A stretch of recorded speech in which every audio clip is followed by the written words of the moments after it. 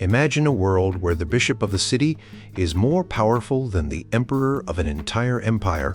Sounds impossible, right? But this was the reality in medieval Europe, where the Bishop of Rome, known as the Pope, often held more sway than kings and emperors. This chapter delves into the history of the Christian Church, particularly the Roman Catholic Church, and how it came to wield such immense power, sometimes to the point of creating a theocracy, a system where religious leaders rule over everything. In the year 330, the Roman Emperor Constantine moved the capital of the empire from Rome to Constantinople, modern-day Istanbul. This shift left Rome in a bit of a lurch.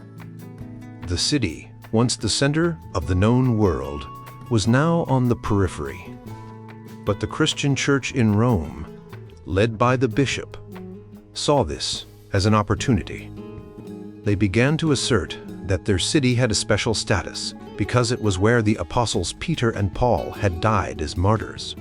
This claim, combined with the absence of the emperor, allowed the Bishop of Rome to slowly but surely increase his influence.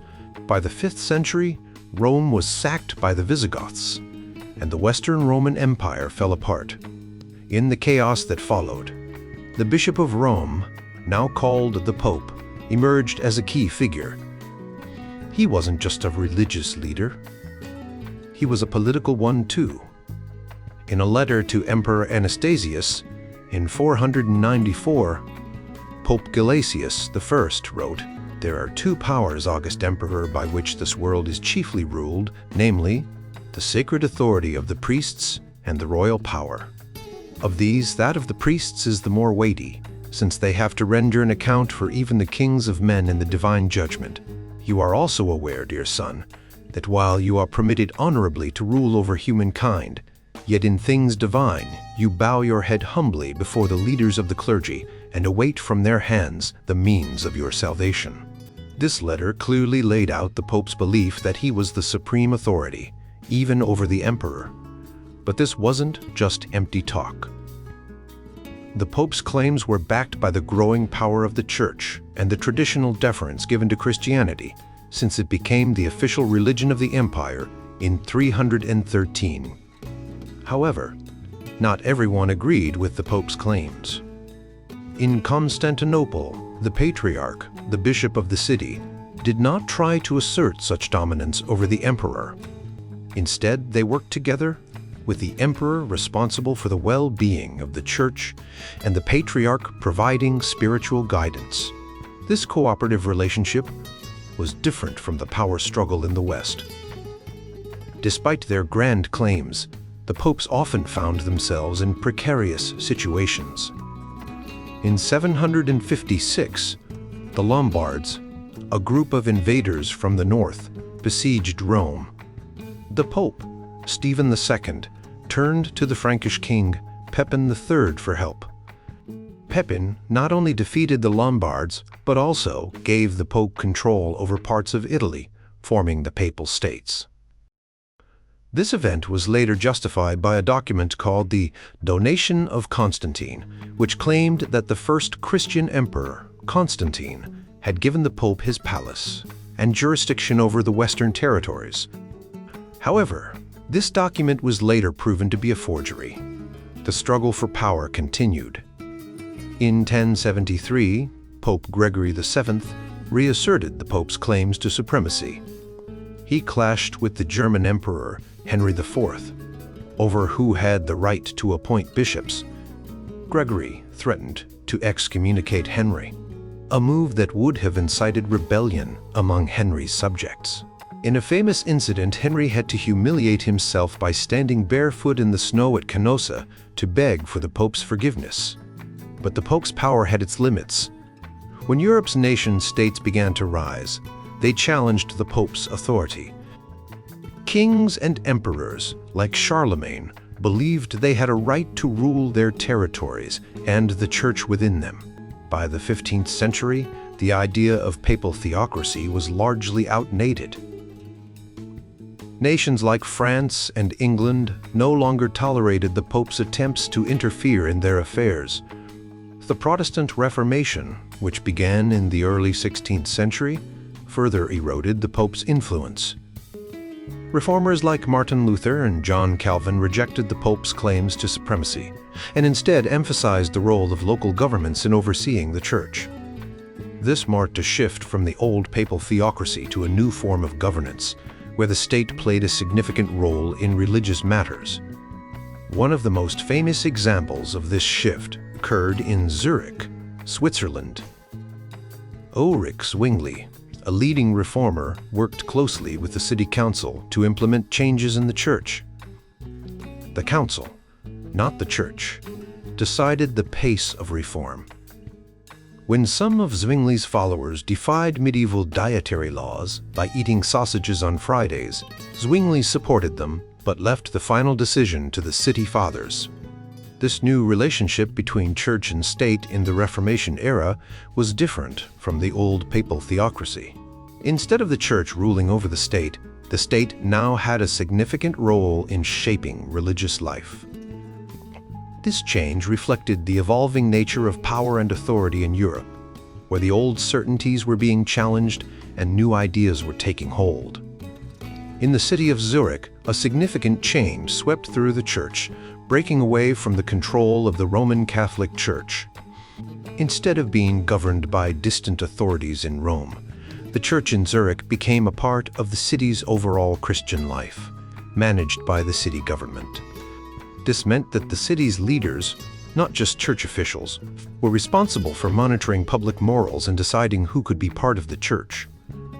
Before this change, special church courts handled these matters. But after the reform, the city's magistrates took over these duties. This new system set an example for other Swiss cities, especially those where German was spoken. In Bern, another important Swiss city, the reform was heavily influenced by Zurich. A preacher named Berchtold Haller played a key role in promoting the new ideas. In 1528, the city held a public debate about the Reformation, and the famous reformer, Ulrich Zwingli from Zurich, even came to speak. After this debate, Bern officially embraced the Reformation, and the city government took control of religious changes. Just like in Zurich, the city leaders were responsible for enforcing public morals and deciding who could be part of the church. Bern's influence extended beyond its own borders. In the French-speaking region near Lake Geneva, known as the Pays de Vaud, and in the city of Geneva itself, preachers like Guillaume Farel and Pierre Viret spread the new ideas. With Bern's support, Geneva's government decided to break away from the control of the Prince Bishop of Savoy in 1535. Geneva became a close ally of Bern, relying on it for both religious and military protection. This alliance was crucial for Geneva's survival and its adoption of the Reformation. When John Calvin, a French refugee, arrived in Geneva in 1536, he was persuaded by Farel to help implement the Reformation. Both men worked under the supervision of the city government, which was determined to maintain control over religious matters. However, Farel and Calvin began to have reservations about this system. They didn't like that Geneva had to follow Bern's rules about religious festivals, and that the city government, not the church, had the power to discipline and excommunicate people. When they voiced their concerns, they were given just 72 hours to leave the city. Calvin returned to Geneva in 1541 after the city government promised to consider his ideas for reform. He proposed new rules, known as the draft ecclesiastical ordinances, to balance the power between the church and the state. He wanted the church to have more freedom, especially in deciding who could be part of it. The city government agreed to some of his ideas, but not all. For example, Calvin won the right to choose his own liturgical forms and to celebrate different religious days. However, the city still insisted on selecting the church elders and retained the power to excommunicate people. Despite these gains, Calvin and his fellow ministers remained subject to the city's oversight. They could be called to account for what they said in their sermons, and there were often conflicts with the local families who resented the influence of the French refugees. Calvin himself wasn't granted citizenship until 1559, which meant he was just a resident for many years. One of the most controversial events during Calvin's time in Geneva was the trial and execution of Michael Servetus in 1553. Servetus was a Spaniard who held unorthodox religious views, including the denial of the Trinity.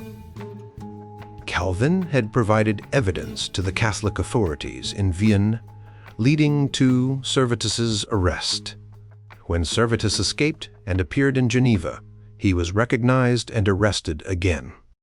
Despite Calvin's efforts to have him spared the death penalty, the city government, with the support of other Protestant cantons, decided to execute him by burning. This incident has often been used to criticize Calvin, but it's important to understand that the city government, not just Calvin, was responsible for the decision. Geneva's system of government, often called a princely theocracy, meant that both the church and the state worked together to enforce God's laws. While this system was strict by modern standards, it was not unique to Geneva. Many European cities had similar arrangements, and Geneva was generally considered enlightened for its time. The city's population was small, around 10,000 when Calvin arrived, and it grew to about 13,000 by the end of the century. Geneva adapted the ideas from Zurich and Bern, creating a unique but balanced system where the church had more independence over time. The influence of Geneva's Reformation extended beyond Switzerland. In Scotland, the ideas of the Reformation were adapted to fit the unique needs of the nation. Preachers like John Knox, who had spent time in Geneva, brought back these ideas and helped shape the Scottish Reformation.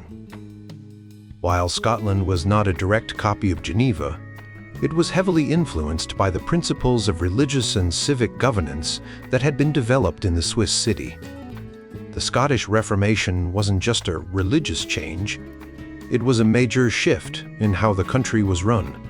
In 1560, the Scottish Parliament decided to break away from the Catholic Church and embrace Protestantism. This meant getting rid of the authority of the Pope and allowing Protestants to practice their faith freely.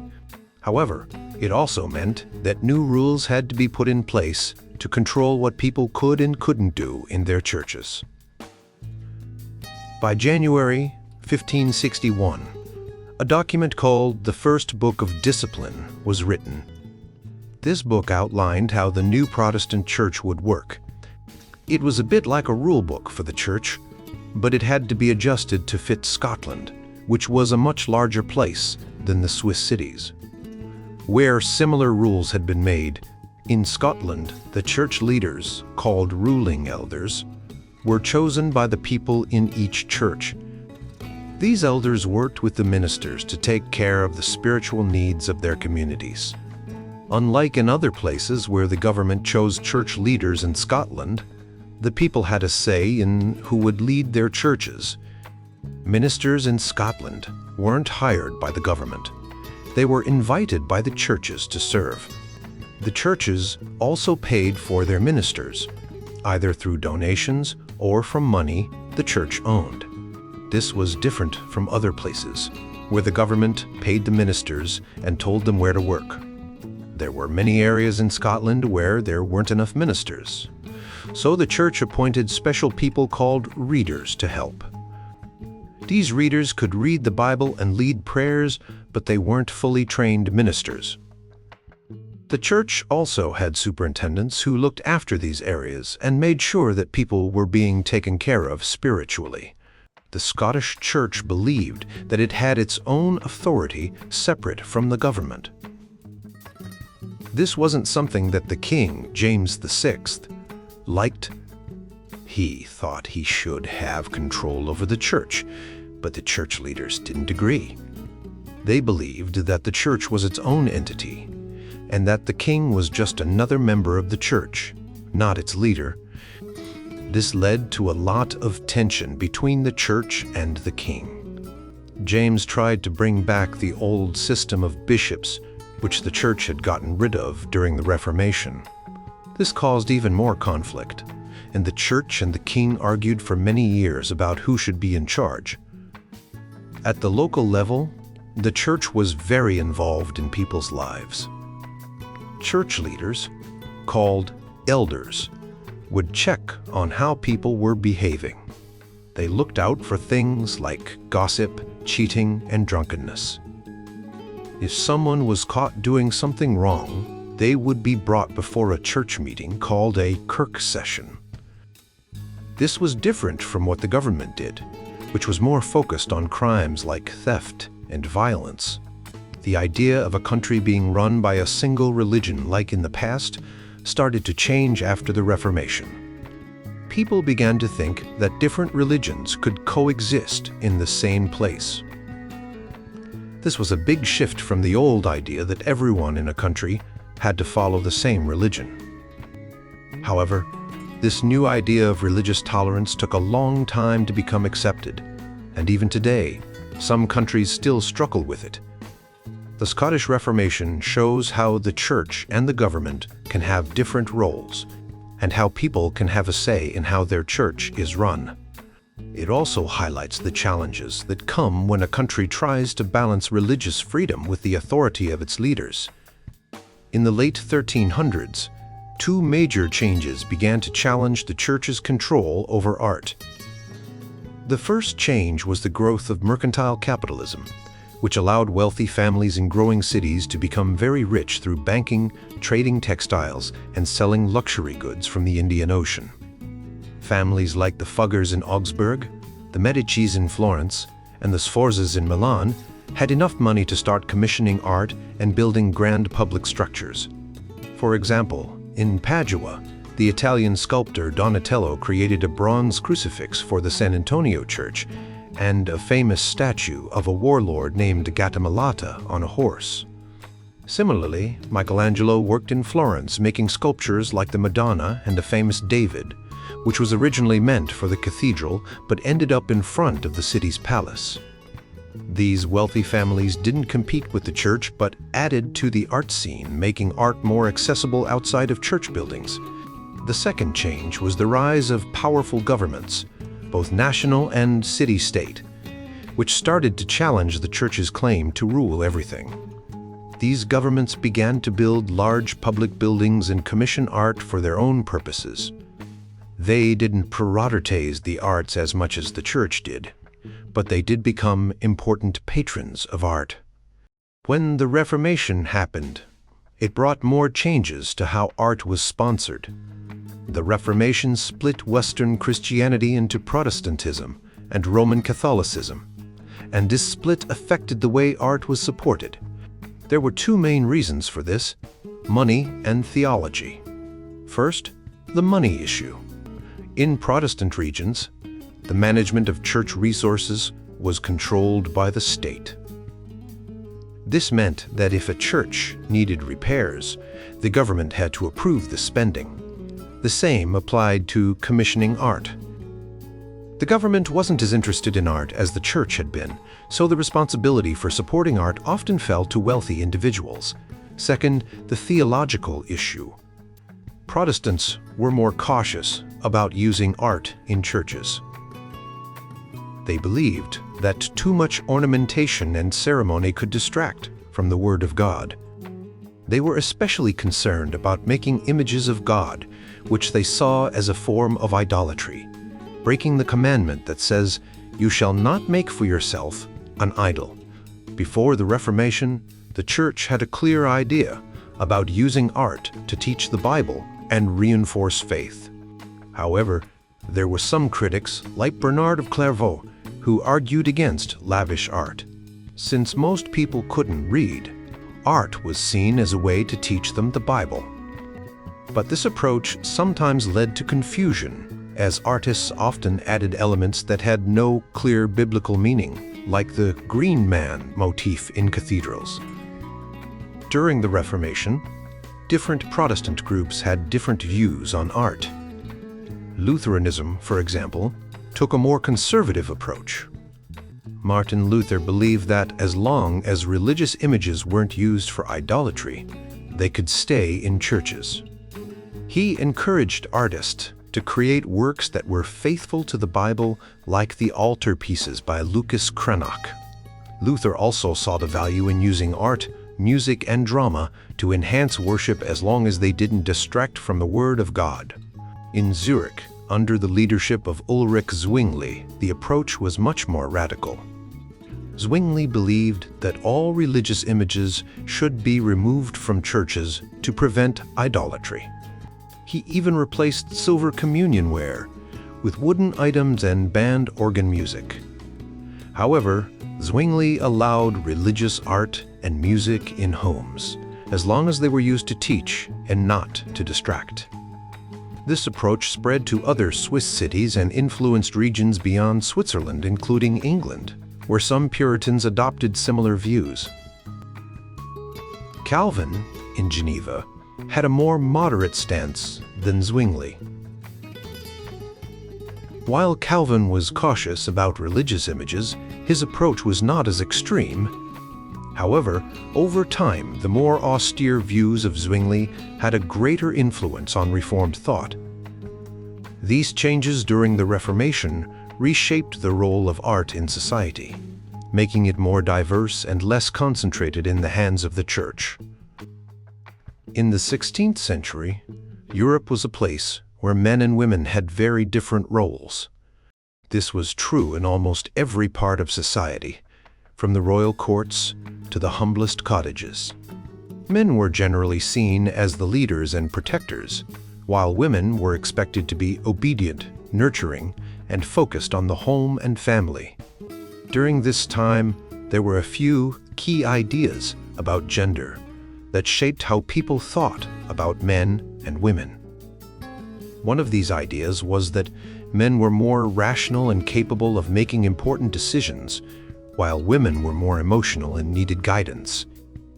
This belief was often used to justify why men held most of the power in society and why women were often excluded from positions of authority. Another idea was that women were considered closer to nature and more in touch with their bodies, which was sometimes seen as a positive trait, but often used to argue that they were less suited for intellectual or spiritual pursuits. This meant that women were less likely to receive formal education and were often discouraged from studying subjects like theology or philosophy. Despite these ideas, there were some notable exceptions. For example, in the royal courts, some women, like Queen Elizabeth I of England, were able to rule with great authority and intelligence. In the arts and literature, women, like Christine de Pizan, wrote books that challenged the traditional views of women's roles. However, these were the exceptions rather than the rule. When it came to the church, the situation was similar. The church was a powerful institution that played a central role in people's lives, and it also had specific ideas about gender. The church taught that men and women had different but complementary roles, with men being the spiritual leaders and women being the caregivers. This was based on interpretations of the Bible, particularly passages that emphasized the authority of husbands over wives and the role of women as helpers and supporters. The Reformation, led by figures like Martin Luther and John Calvin, brought significant changes to the religious landscape of Europe. However, these changes did not immediately lead to a more equal treatment of women. In fact, the early reformers often reinforced the traditional gender roles. For example, John Calvin, a key figure in the Reformed tradition, believed that women should be submissive to their husbands and that their primary role was to care for their family and home. Calvin's teachings emphasized that men and women had different but equally important roles in society and in the church. He believed that men were called to leadership and public service while women were called to nurturing and supporting their families. This view was not unique to Calvin. It was widely shared among many Christian leaders of the time. However, the Reformation also brought some changes that indirectly benefited women. One of these was the emphasis on the importance of reading and understanding the Bible. This led to a greater focus on education, which eventually opened up more opportunities for women to learn and study. In some Protestant communities, women were encouraged to read and study the Bible, which was a significant shift from the Catholic tradition, where the clergy were the primary interpreters of religious texts. Another change was the simplification of religious practices. The Reformation rejected many of the elaborate rituals and images that were common in the Catholic Church, which meant that some of the roles traditionally held by women in religious rituals were changed or eliminated. This could be seen as a loss, but it also meant that women were not as closely tied to these rituals and could focus on other aspects of their faith. Despite these changes, the Reformation did not immediately lead to gender equality. Women continued to face significant barriers to education, leadership, and participation in public life. However, the ideas that emerged during the Reformation, such as the importance of individual faith and the value of education, laid the groundwork for future changes. These ideas would eventually contribute to a more inclusive and egalitarian view of gender in the centuries to come. In the 16th century, the world was a place where men and women had very different roles, and these roles were deeply ingrained in the cultural and religious beliefs of the time. The Reformation, while bringing significant changes to religious practices, did not immediately challenge these traditional gender roles. However, the ideas and values that emerged during this period would eventually contribute to a more equal and just society for all. Thomas More, the central character in the drama A Man for All Seasons, had a unique and forward-thinking approach to educating his children, especially his daughters.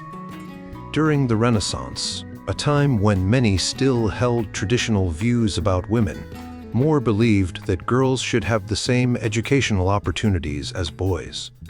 His home was a school where Latin and Greek were subjects of joy for everyone, including his oldest daughter, Margaret, or Meg. Meg was so skilled that she eventually translated the theological writings of Erasmus of Rotterdam into English, a remarkable feat for a woman of her time. In earlier medieval times, the role of women was often confined to the home and childbearing. Young girls were usually married off to older men they had never met, and marriage was more about having children than about companionship. Unmarried women, or widows, were seen as a potential threat to society and were often sent to convents where they could receive some education and live in a community. However, even in convents, women were mostly isolated from the world outside. The rise of universities in the 13th century made it even harder for women to get an education. These institutions were almost exclusively for men, while monastic schools, which had been more open to girls, became less common. Despite these challenges, some women in wealthy families still managed to become educated and influential, like Hildegard of Bingen and Julian of Norwich, who were known for their spiritual writings and leadership. The Renaissance brought new ideas about women's roles. Writers like Henry Cornelius Agrippa argued that women were not only equal to men, but sometimes even superior. This was a radical idea at the time, but it slowly began to change people's minds. Renaissance thinkers started to see women as capable of education and sound judgment, and marriage was viewed not just as a way to have children, but as a partnership based on love and companionship. The Reformation, a religious movement that began in the early 16th century, also brought changes to the roles of women. Protestant leaders like Martin Luther and John Calvin taught that all Christians, regardless of gender, had a calling to serve God in their daily lives. They emphasized that reading the Bible and praying were important for everyone, which encouraged more people, including women, to learn to read. Marriage was seen as a holy and loving relationship, not just a means to have children or avoid sin. In Reformed Protestant regions like Geneva, education for both boys and girls became a priority. Schools were established where children could learn, and by 1541, Geneva had a school specifically for girls. This was a significant step forward, as it showed that the community valued education for all. Reformed Protestants also changed the laws around marriage and divorce. They believed that marriage could end if one partner was unfaithful or abandoned the other. This was a big change from the medieval view where divorce was almost impossible. In Geneva, women were given the right to initiate divorce if they were mistreated, which was a major improvement in their legal rights. During the Reformation, many women showed great courage and faith. Some, like Katharina Schutzel and Marie Dentier, played important roles in spreading Protestant ideas. Katharina, a married woman, wrote letters and books, visited the sick, and even conducted funerals. Marie Dentier, a former nun, helped convert other nuns to Protestantism and wrote about the Reformation in Geneva. These women showed that women could be leaders and influencers in their communities. The Reformation and the Renaissance both contributed to a gradual shift in how society viewed women.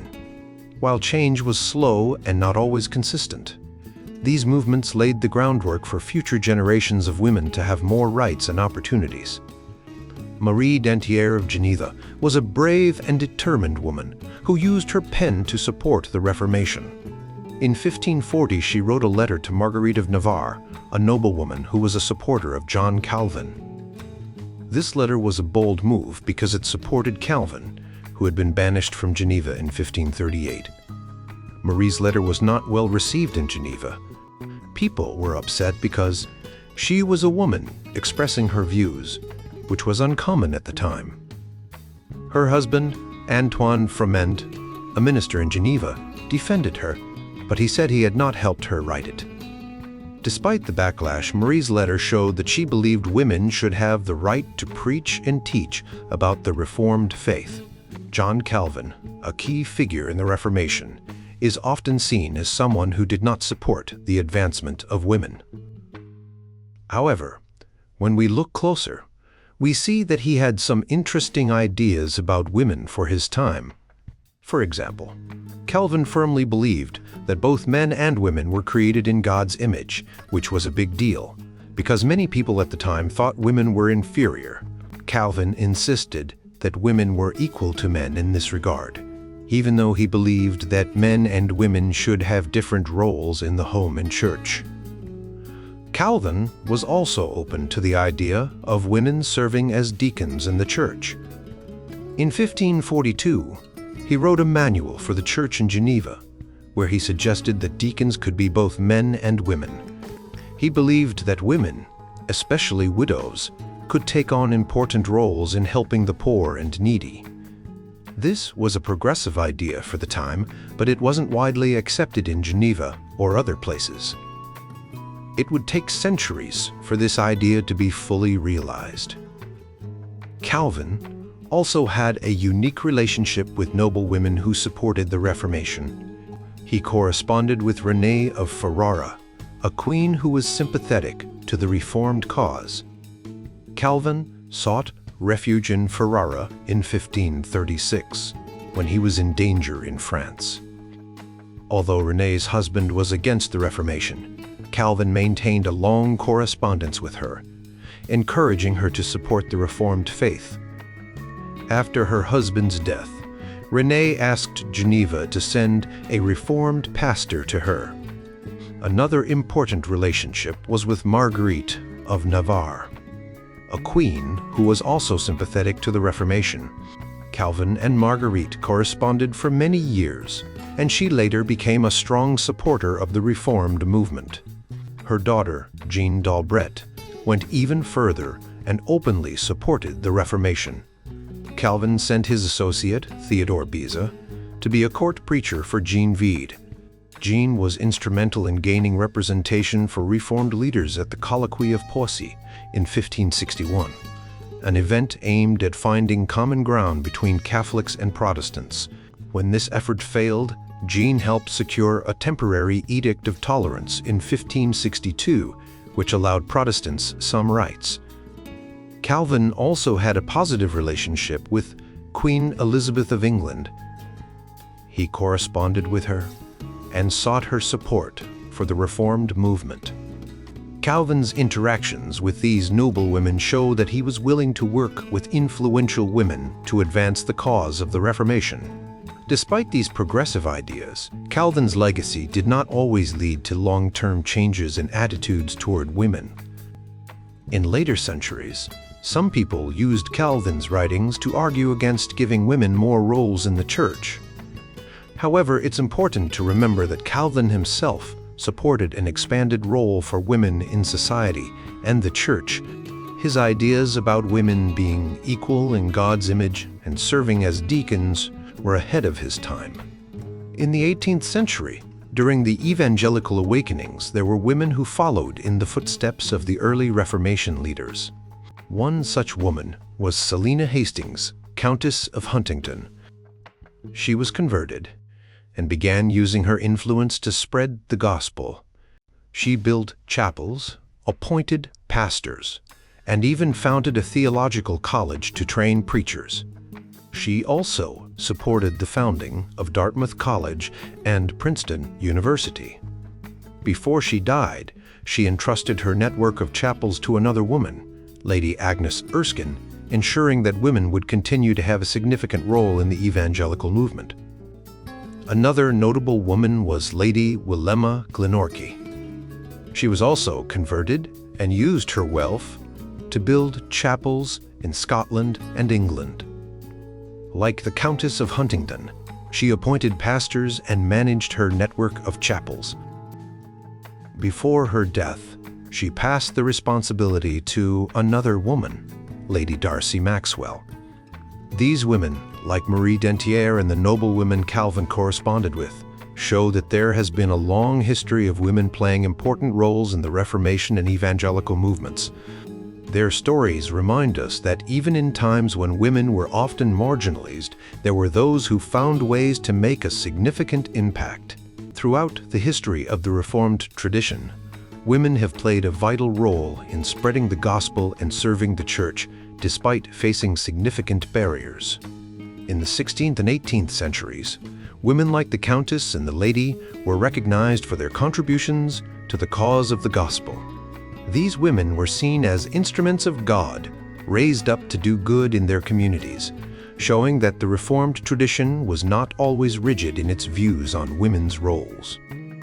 As we move into the 19th century, known as the Great Century of Missionary Expansion, the role of women in missions expanded dramatically. At first, women were only seen as supportive companions to their missionary husbands, but soon it became clear that women were essential for reaching other women and children in the cultures where they served. Women like Anne Hasseltine Judson, who went to Burma with her husband, showed that women could be effective missionaries in their own right. They translated the Bible, taught, and evangelized, opening the door for more women to join the missionary effort. Back home, women's missionary societies began to form, providing support and opportunities for women to contribute to the mission work. These societies played a crucial role in the growth of missions, but they also highlighted the unequal treatment of women in the church. As women proved their value in missions, questions arose about why they were not given similar roles in their home churches. The late 19th and early 20th centuries saw women making significant strides in society. They served as nurses in wars, became teachers, and fought for the right to vote. These changes in society began to influence the church, leading to gradual acceptance of women in more official roles. In 1914, the United Free Church in Scotland created the role of church sister, recognizing the importance of women in ministry. By the 1930s, Some Presbyterian churches in England and North America began ordaining women as ministers. However, the changes were not universal, and many denominations continued to restrict women's roles. Some churches argued that certain biblical passages prohibited women from leadership, while others saw the changing social landscape and the success of women in missions as reasons to reconsider these old prohibitions. Today, the Reformed tradition is still divided on the issue of women in ministry. Some churches have fully embraced the idea of women in all leadership roles, while others maintain traditional restrictions. The question remains, what have we learned from the history of women in the Reformed tradition? Can we see the value of women's contributions and the ways in which God has used them to further the gospel? How can we balance biblical principles with the changing needs of the church and society? The history of women in the Reformed tradition teaches us that the church must be open to the Spirit's leading and willing to adapt to new circumstances. The roles of women have expanded over time, not just in missions, but in the church as a whole. As we look to the future, we must continue to ask ourselves how we can best honor the gifts and callings of all believers, regardless of gender. The Reformation's emphasis on the priesthood of all believers laid the groundwork for this ongoing journey. It reminded us that all believers, men and women, are called to serve God and share the gospel. As we move forward, let us remember the lessons of the past and seek to build a church where all can contribute to the work of spreading the good news.